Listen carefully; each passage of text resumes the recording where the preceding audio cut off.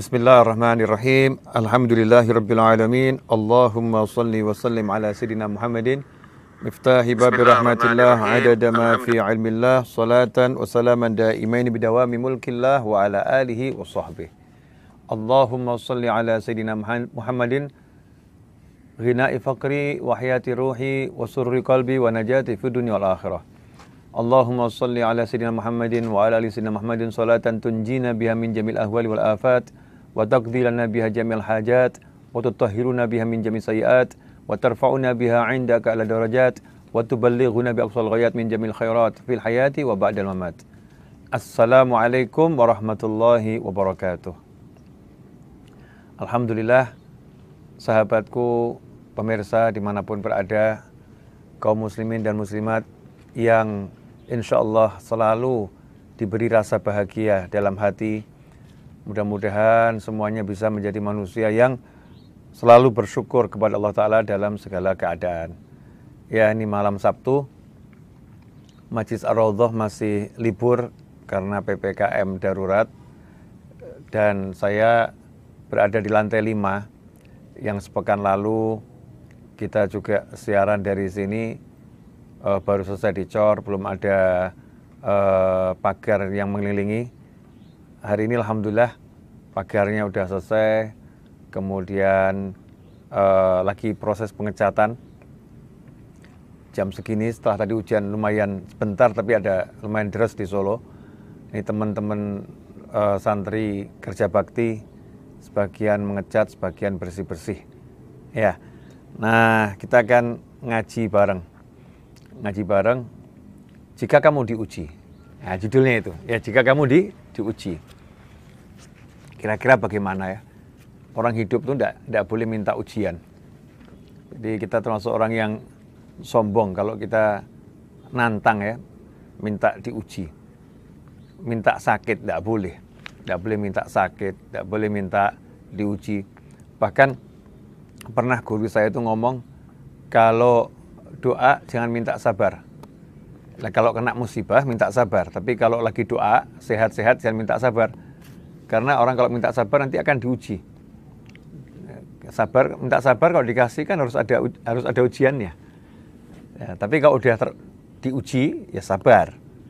Minta diberi kesabaran ya.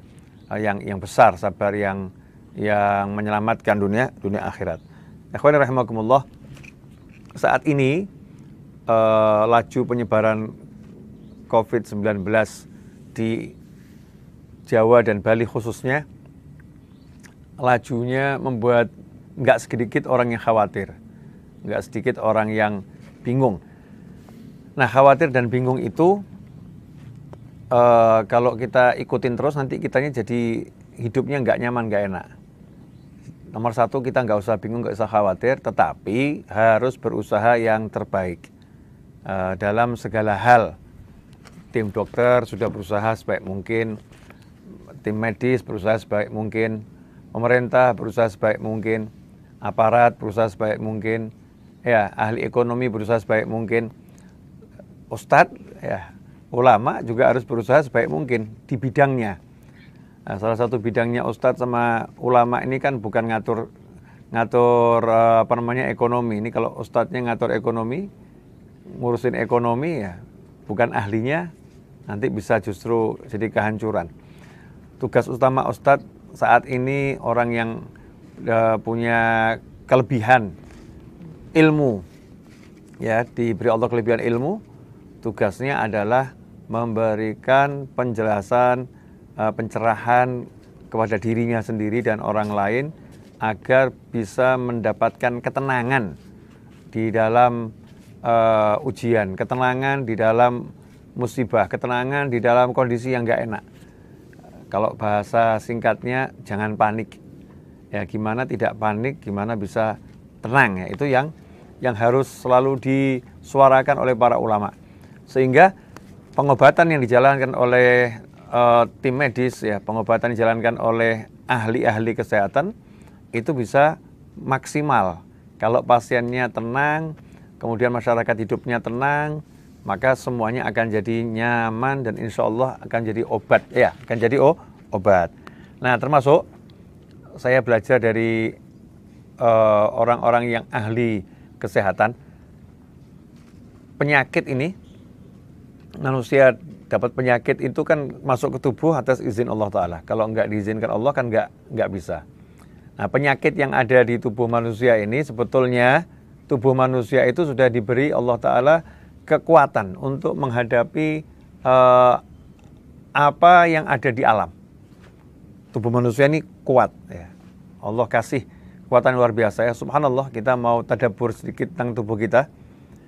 Kalau kita mau kenal Allah, ya, man arafa nafsahu faqad arafa rabbah. Siapa yang mengenal dirinya, dia akan mengenal Tuhannya, mengenal Allah, penciptanya. Dikatakan rabbah, yang maha ngurusi dia. Jadi kalau dia kenal dirinya, dia akan mengenal Allah yang maha ngurusi dia. Coba salah satu guru saya ya, pernah ngomong begini.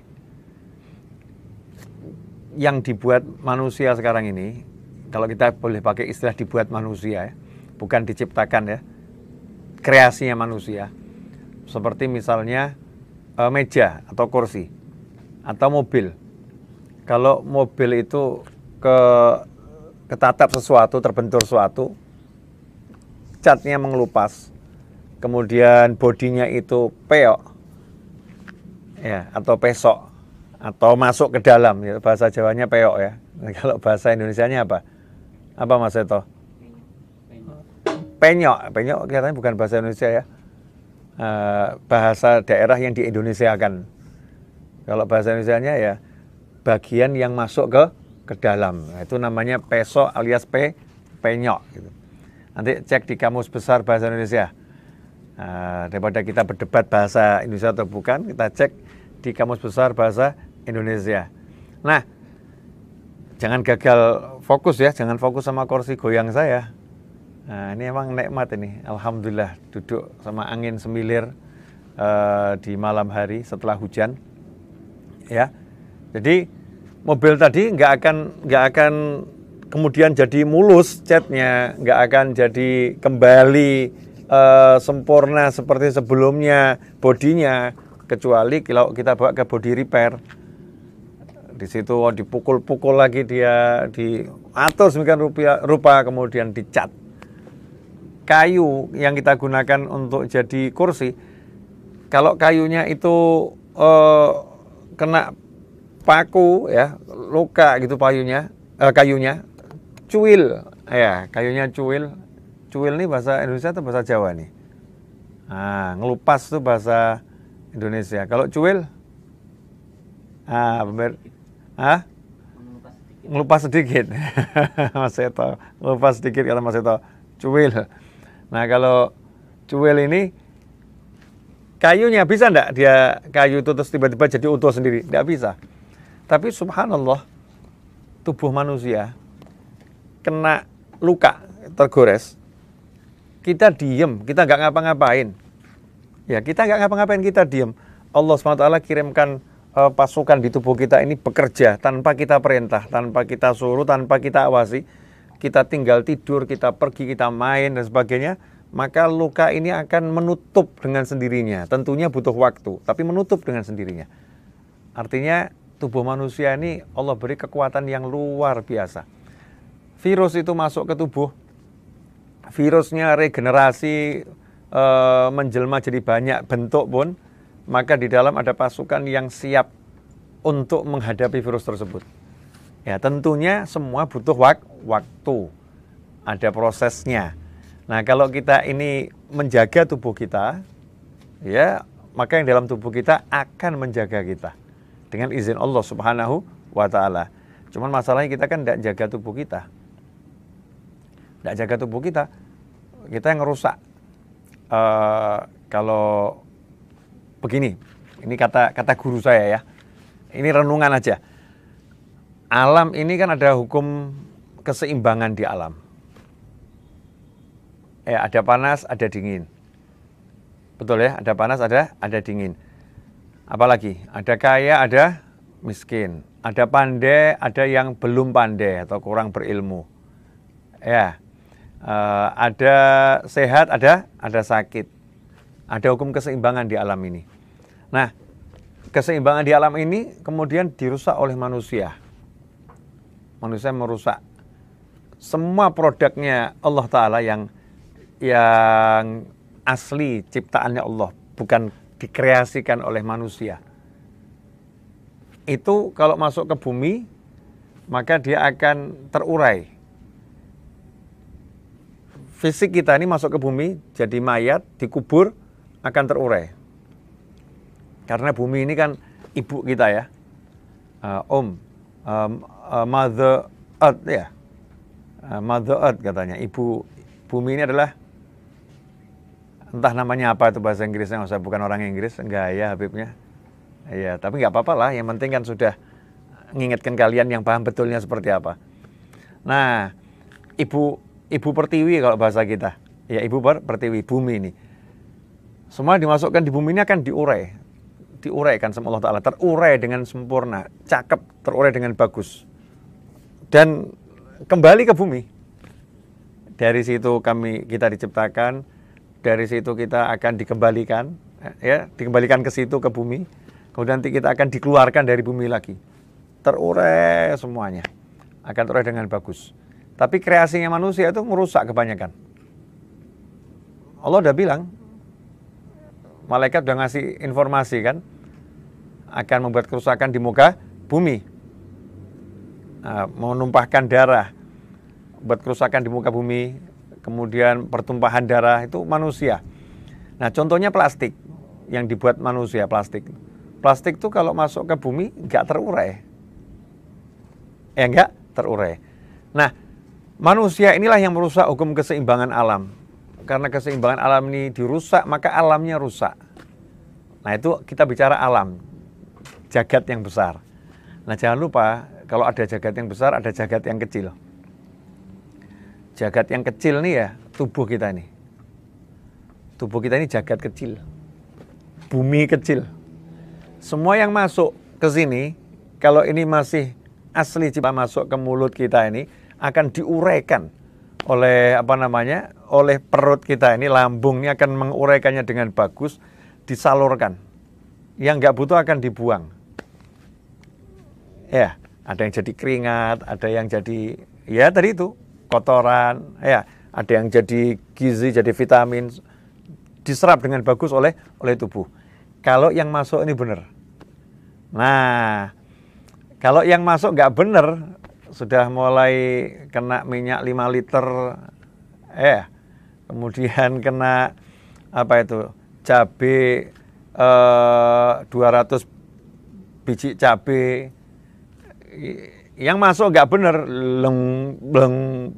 bleng, nggak benar yang masuk, keseimbangan di tubuh, ya tadi, nggak terpenuhi, hukum keseimbangan alamnya rusak. Jadi tubuh kita rusak sendiri. Kalau tubuhnya sudah rusak, ya tubuhnya rusak, ya otomatis ya sama di alam ini rusak, ya terjadi banjir, macam-macam itu, tanah longsor, ya. Kalau tubuhnya rusak, ya terjadi tadi itu kolesterol, asam urat, darah tinggi, dan lain sebagainya. Nah, cara termudah, saya kayak pakar kesehatan ya, gaya. Nah, ini hasil belajar ini. Cara termudah untuk menjadikan tubuh ini kembali bisa menguraikan semuanya, ya kita atur pola makan. Makannya diberesin dulu, dibetulkan, konsumsi makanan-makanan yang bisa diuraikan oleh tubuh. Makan makanan yang bukan sampah gitu, bukan plastik yang dimakan, tapi makanan bisa diuraikan oleh tubuh. Ya wajar nafsu kita sesekali makan makanan yang junk food, sesekali wajar. Kalau setiap hari pagi siang sore malam, ya tubuhnya rusak. Perbaiki tubuh ya dengan makan buah-buahan, sayur-mayur, dan semua tidak boleh berlebihan. Karena tubuh ini subhanallah ada keseimbangannya. Kalau kita minum susu berlebihan, tubuhnya bingung. Mau di tubuh itu sudah ada kaleknya ada kok. Jadi tubuhnya akan bingung. Dia harus buang kemana ini? Kalau kita, karena tubuh produksi obat, naudzubillah min dzalik, minum obat penenang, tubuhnya ya bingung. Oh, di tubuh itu ada obat penenangnya kok, ada endorfin di tubuh itu, produksi dia. Manusia itu di tubuhnya udah lengkap, semuanya ada. Jadi yang rusak itu ya kita sendiri. Makanya kita kembalikan semua ke aturannya Allah Ta'ala lewat ilmunya Nabi Muhammad SAW. Makan ketika lapar, berhenti sebelum kenyang, sepertiga untuk makan, sepertiga untuk minum, sepertiga untuk nafas, makan yang baik, ya, halalan, thayyiban, yang halal, yang thayyib. Karena itu kalau kita lihat makan Nabi SAW, Rasulullah makan loh, makan daging kambing ya makan, roti Rasulullah ya makan, roti gandum yang enak, kemudian labu, Nabi SAW makan labu, makan Rasulullah, ya, kita ikuti caranya. Sepertiga makan, sepertiga minum, sepertiga nafas. Ya kita kan enggak sepertiga makan, sepertiga makan, sepertiga makan. Minum bisa cari jalannya sendiri katanya. Nafas masih ada umur. Kalau waktunya mati, Masya Allah. Ini namanya kita nggak ikuti syariat. Ya ikuti syariat. Nah, kalau tubuh ini udah normal, tubuh kita penuhi ya seperti seharusnya, tidak berlebihan. Mau minum susu ya cukup aja, jangan banyak-banyak minum susu, karena di tubuh sudah produksi itu. Ya, obat penenang cukup bahagia. Di dalam tubuh udah ada obat penenang. Loh, justru karena itu saya tidak bahagia maka minum obat penenang. Nggak usah tidur nanti kamu sudah akan muncul penenang sendiri di tubuhmu. Ya istirahat yang cukup. Jangan dipaksakan diri. Jangan maksakan diri. Tubuh ini ada ukurannya, batasnya. Kalau dipaksakan terus ya jebol tubuhnya. Harus tahu kapan harus bilang stop, istirahat. Harus bisa, karena ini tubuh kita amanah dari Allah Ta'ala, harus kita jaga. Nah, ikhwani rahimakumullah, kalau kita udah jaga seperti itu, kemudian ada virus A sampai Z, judulnya virus A, B sampai Z, masuk ke tubuh, biiznillah, masuk ke tubuh, ya tenang saja. Gimana? Ya udah, nanti tubuhmu akan mengobatimu. Catatannya, ikuti ajaran Nabi Muhammad SAW. Makanannya bergizi, makanannya betul, ya istirahatnya betul, pikirannya tenang, hatinya senang, tubuh akan ngobati, istirahat cukup. Nah kalau tubuhnya sudah rusak, ya itu baru. Kemudian kok sudah istirahat, sudah ini tidak cukup, tambah parah ini penyakitnya nggak beres-beres, berarti tubuh kita ada alat yang rusak.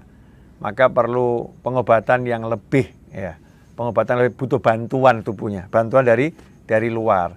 Nah jangan tergesa-gesa cari bantuan dari luar. Kembalikan dulu tubuh kita ini biar bisa ngobatin dirinya sendiri. Sehingga rumah sakit nggak penuh. Ini kita jadi males. Kesian tim dokter itu. Karena kita manja, kita males, pilek sedikit ke rumah sakit, batuk sedikit rumah sakit. Ya kesian dokternya. Ya diobatin dulu, istirahat.